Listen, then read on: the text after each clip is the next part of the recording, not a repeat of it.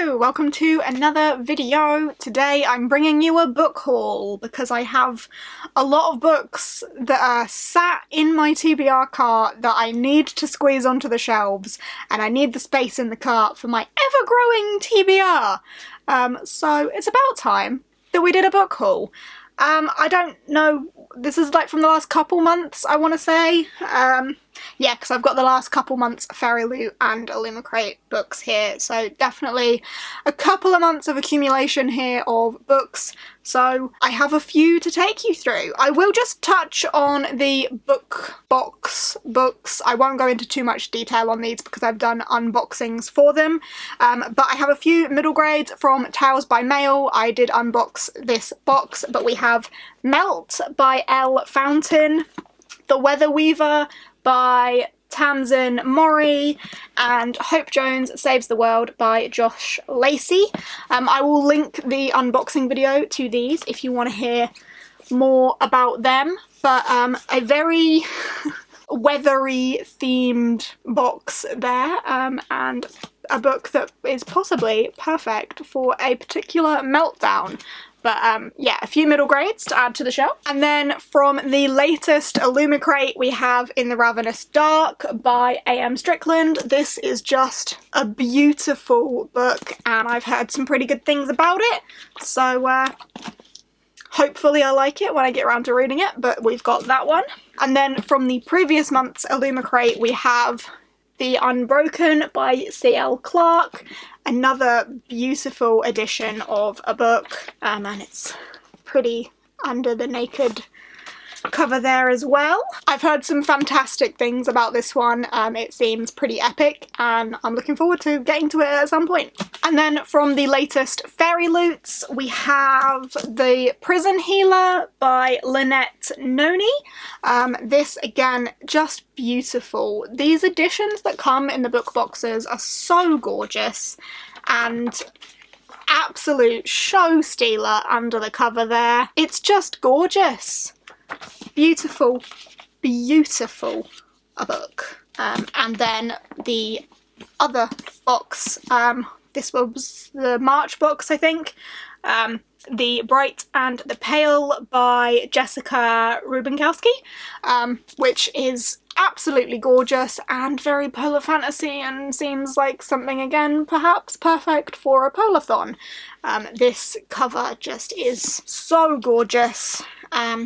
And again, detail under the dust jacket. Book boxes just amp it up all the time. Like, they're always absolutely gorgeous. So they're the latest book box books. Now let's dive into some others. I'm going to try and make this quick. I don't want to be sat here all day. You don't want to be sat here all day. So yeah.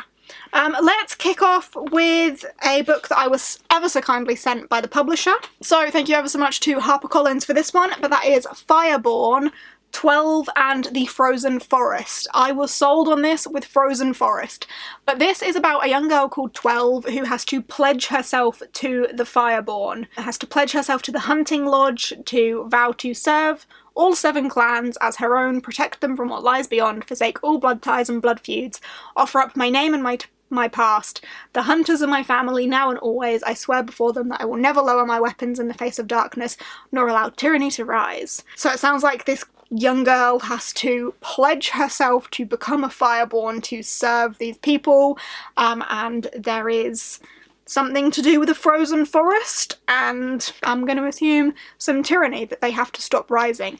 It sounds very up my street, especially with the frozen forest being literally in the title.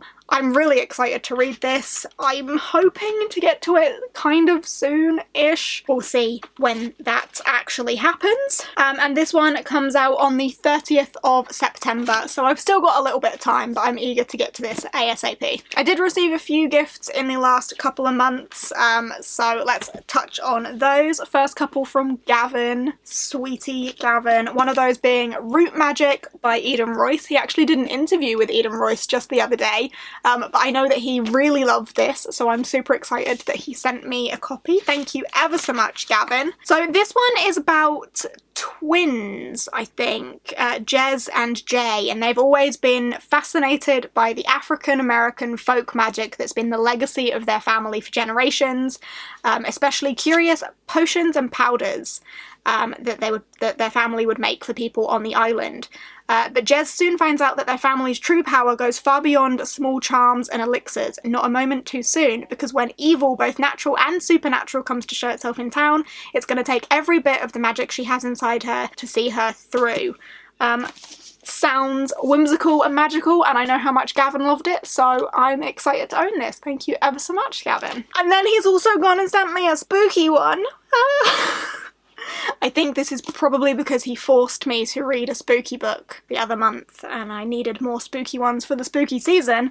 But we have Hide and Seeker by Dacre Herman. Justin knows that something is wrong with his best friend. Z went missing for a year, and when he came back, he was different. Nobody knows what happened to him. At Z's welcome home party, Justin and the neighbourhood crew played hide and seek. But it goes wrong. Very wrong. One by one, everyone who plays the game disappears. Pulled into the world of nightmares come to life. Justin and his friends realise this horrible place is where Z had been trapped. All they can do now is hide from the Seeker. Spooky hide and seek. This gives me chills. I will try and read this one for spooky season, I reckon, but that sounds like it's gonna be fun. So thank you ever so much to Gavin for those two. Next up from Kitty, thank you ever so much, Kitty, we have The Bone Ships by RJ Barker.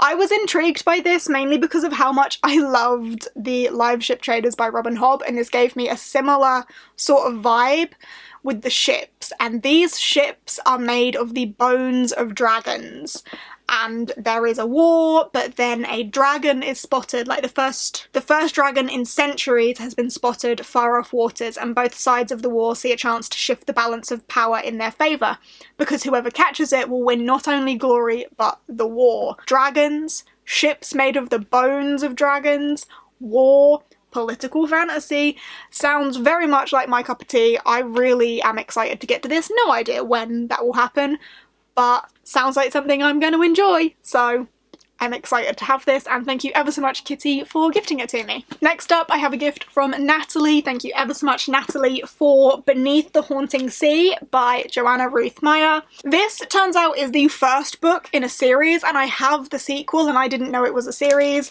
and it was Natalie that told me. Her note, she said, "I'm so glad I get to buy this book for you that I told you about." Because I had recently hauled the second book in the series, and Natalie said, "Oh, there's the first one in that, which is this." So I'm very glad that I was told. Thank you for that. And then thank you ever so much for gifting it to me. So this is about a young girl called Talia, who was born to a life of certainty and luxury, destined to become empress of half the world. But then a rival seizes power, and her and her mother are banished to the far edge of the Northern Sea. And it's there that Talia, our main character, discovers some family secrets, a boy with troubling visions of her future, and a relic that holds the power of an ancient star. On these shores, the eerie melody of the sea is stronger than ever, revealing long-forgotten tales of the goddess Ran. The more dark truths that Talia unravels about the god's history and her own, the more waves call to her, and it's her destiny to answer. Sounds really good. I've only read one thing from Joanna Ruth Meyer, being Echo North, but I absolutely loved it, so I'm eager to read more of her stuff. This being one of them, so thank you ever so much, Natalie, for this one. Next up, some books that I got myself. I got myself a physical copy of Sight Witch by Susan Dennard. This is the novella in the Witchland series, which is supposed to be read after book 2, which is Wind Witch. This I can't tell you much about, to be fair, but it gives you some really necessary background information when you're reading the Witchlands. So if you're not participating in Witchlands along and following our schedule where this should have kind of been read by now, then I really recommend that after Wind Witch you read this before going into Blood Witch. I think it's essential. But I needed to get myself a physical copy. I didn't have one the first time I read it on ebook, because in the UK these physical copies don't match our covers, which is a real shame. And it's got those deckled edges, and I hate deckled edges. But I needed a physical copy for the purpose of Which Lands Along, so that I can tab it up, because I think there's going to be a lot to tab in this. There's a lot of really important information that I want to make sure I've tabbed to chat about in the live show for this one, because as I say, I think it gives some really important background information and answers some of the key questions that we've been asking. So I needed a physical copy, and it's great to have a physical copy to add to my shelf as well. So picked myself up that. I also picked myself up Rasa by Radia Hafiza. I have already read this. I read this for, was it the 48-hour spontaneous readathon? I think it was. I have already read this though, so I won't chat about this for too long, but this is a Rapunzel retelling, but instead of hair, it's her hijab. And it's a retelling of Rapunzel, Cinderella and Sleeping Beauty, but in a different culture, so it's something that I think is definitely necessary. It was really cute. I had a good time reading this, and I would recommend. It reads very fast, and it's kind of like 3 short stories. We have the Rasa one, we have Cinderella, and we have Sleeping Casara, who is Sleeping Beauty and Cinderella and Rapunzel, obviously. But they do follow on from each other, because I was a little bit confused, like, is it just 3 short stories? But Rasa is a central character that does follow through all of them. But I thought it was really cute, and it's a really pretty book, so glad to have got myself this one. Next up, I picked up The Strange Worlds Travel Agency, The Edge of the Ocean by L.D. Lipinski. I haven't read the first one in this yet, but it was on a buy one get one half price, and I needed another half price item, and I'm so certain that I'm going to enjoy the first one that I didn't really have any doubts about getting the sequel, so I just picked it up. But therefore I do not know what happens in this one. All I can tell you is that in the first one we follow a young girl who goes to a travel agency, and suitcases are a portal to another world, but something in that other world is falling apart and she needs to work out the answer. She breaks all sorts of secret society rules to stop all of the worlds, including her own, from falling apart. Then we have a sequel that appears to take place at the edge of the ocean. There's a pirate ship there. I'm excited about this, but I'm also excited to actually read the first one. So yeah, glad to get myself that. Next, I picked up The Rule of Wolves by Leigh Bardugo. This is the sequel to King of Scars and is the 7th book in the Grishaverse, I believe. This duology follows Nikolai. I don't think there's too much I can tell you without spoiling anything else from the rest of the Grishaverse, but follows Nikolai. And Nikolai is a beloved character from the original Shadow and Bone trilogy. So yeah, I will probably be buddy reading this with Becca at some point, as we have been buddy reading the whole Grishaverse together. I don't know when that will be though, but these books are just gorgeous. So I'm really happy to have picked myself up a copy of that, and especially a hard copy as well, because it'll match my first one. Yeah, they're really pretty. Next, I picked up Set Fire to the Gods by Sarah Rush and Kristen Simmons. This is one that I saw around on the internet somewhere a little while ago and was really intrigued about, and then kind of forgot about until I randomly came across it in the bookshop. Like, it wasn't even where it was supposed to be. Someone had just kind of dumped it on a table somewhere, and the cover sparked that memory of seeing it on the internet at some point and being interested in it, so I purchased it. Something about this just seems really cool. It's a battle against the gods. And this follows 2 main characters, Ash, who is a gladiator. She knows the brutal nature of war firsthand. Her mother has died in the arena and she vows to take action against the fire god. Maddox grew up fighting on the streets to pay his family taxes, but he hides a dangerous secret. He doesn't have the Earth God's power like his opponents. His elemental gift is something else, something that hasn't been seen in centuries.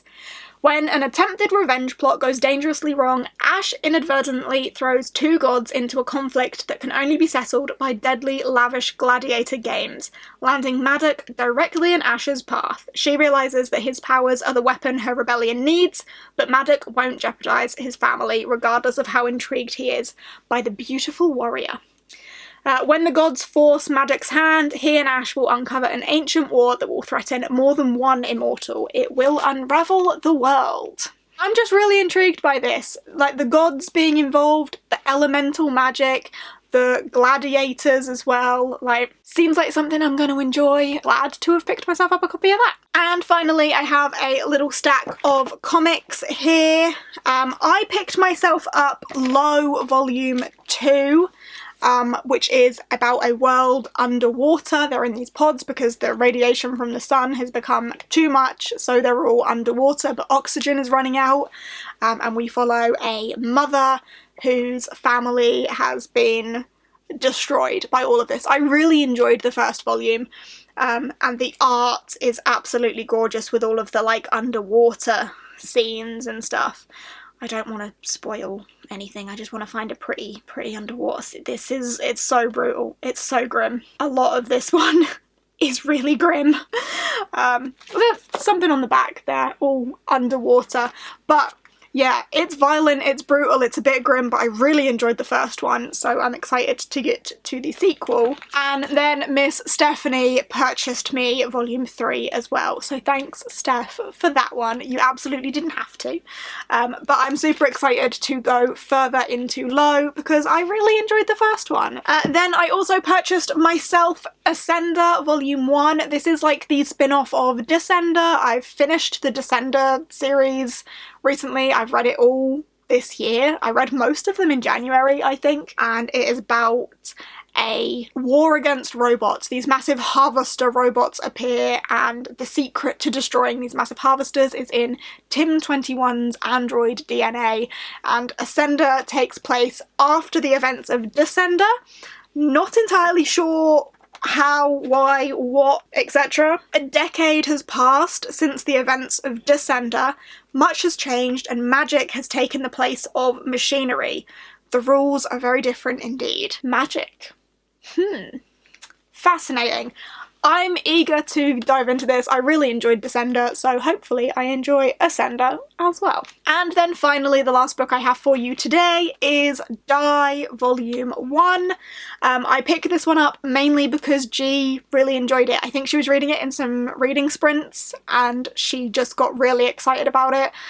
It's about a D&D campaign, I think. In the 90s, 6 teenagers disappeared into a fantasy role-playing game. Only 5 returned. Nearly 30 years later, these broken adults are dragged back to discover the game isn't finished with them yet. So it's not die as in death, it's die as in dice. But yeah, D&D roleplay game, being sucked into it, so like Jumanji meets D&D, I don't know. G really seemed to enjoy it a lot, so I picked it up for myself, and hopefully I'll enjoy it as well. And there we have it. There is my book haul. I can clear the space on my TBR cart now and somehow squeeze all of these into the shelves. But yeah, there we go. I hope you have enjoyed this little book haul. I tried to make it quick and snappy, but we'll see how long that ended up being. But if you did enjoy, give us a thumbs up, chat to me down below, let me know if you've read any of these, which ones should I prioritise getting to ASAP. But yeah, otherwise, I will see you in the next one. Bye!